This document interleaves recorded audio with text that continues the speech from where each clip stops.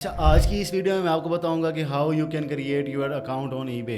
Like आप बाहर से हैं, आप यूके, यूएसए, कनाडा से हैं या ऑस्ट्रेलिया से हैं और आप अपना ईबे पे अकाउंट क्रिएट करना चाह रहे हैं, तो आपको क्या क्या चीज़ें रिक्वायर होंगी।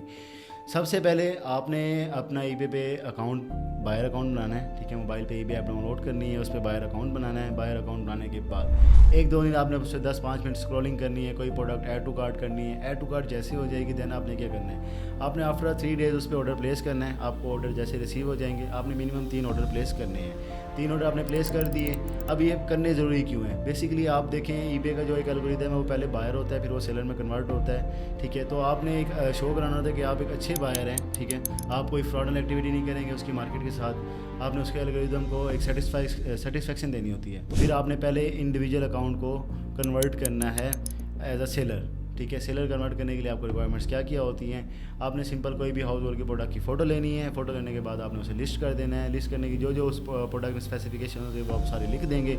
उसके बाद आप अपनी लिस्टिंग को लाइव कर देंगे। लिस्टिंग आप लाइव कर देंगे। ठीक है, उसके बाद आप समझें कि आपका ईबे का पर्सनल अकाउंट क्रिएट हो चुका है। अब आपने क्या करना है, अब आपने उसे बिज़नेस में कन्वर्ट करना है। आप क्या करेंगे, आप अगर यूके से हैं तो एलटीडी रजिस्टर कर दें, अगर आप यूएसए से तो एलएलसी रजिस्टर कर दें, ऑस्ट्रेलिया से हैं तो एलएलसी रजिस्टर कर दें, कनाडा से हैं तो एलएलसी रजिस्टर कर दें। एलएलसी रजिस्टर करेंगे। एलएलसी रजिस्टर करने के बाद आपने उसी एलएलसी पे अपना एक बिज़नेस अकाउंट बनाना है। लाइक आप रिवोल्ट बना सकते हैं, आप अगर यूके से हैं तो मोन्जो बना सकते हैं। ठीक है, आप ये अपने अकाउंट क्रिएट करेंगे।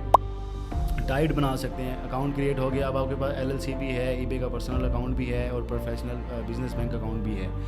अब आपने क्या करना है, जो आपका एक पर्सनल अकाउंट है आपने ये पे सेटिंग्स पे जाना है। ठीक है, सेटिंग्स में सबसे पहले पर्सनल इन्फॉर्मेशन पे क्लिक करना है। सेकंड ऑप्शन आपका होता है कि भाई सेलर टाइप। सेलर टाइप पे आपका इंडिविजुअल होगा, आप उसे एडिट पे क्लिक करेंगे, वो कंफर्म करेगा do you have registered business. आपने उसे येस करना है। येस करने के बाद वो आपसे सबसे पहले पूछता है कंपनी की डिटेल।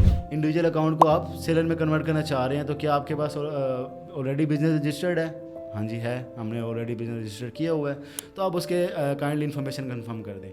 आप बिजनेस अपना कंपनी नंबर देते हैं, कंपनी नेम देते हैं, कंपनी एड्रेस देते हैं। उसके बाद वो पूछते हैं कि भाई ठीक है ये कंपनी आ गई। ठीक है, ये आपकी कंपनी की इन्फॉर्मेशन आ गई। अब ये बताइए ये कंपनी किसके नाम की है? क्या ये उसी बंदे के नाम की है जिसका आपने ऑलरेडी पहले पर्सनल अकाउंट बनाया हुआ है, मीन्स के इंडिविजुअल अकाउंट बनाया हुआ है? हाँ जी, तो उसमें आपने क्या करना है, आपने अपना सारा डाटा पुट करना है, आपकी डेट ऑफ बर्थ, आपका ईच एंड एवरीथिंग, आपका ड्राइविंग लाइसेंस की फ़ोटो, हर एक चीज़ आप वहाँ पे कंफर्म करेंगे। तीसरा ऑप्शन जो होता है वो कहता है भाई अब आप अपना बिजनेस बैंक अकाउंट दो।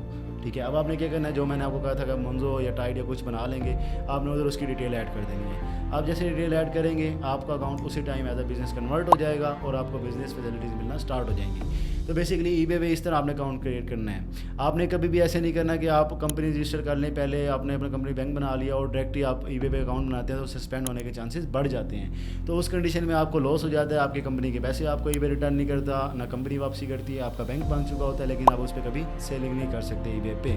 तो this is the best way to create your account on eBay.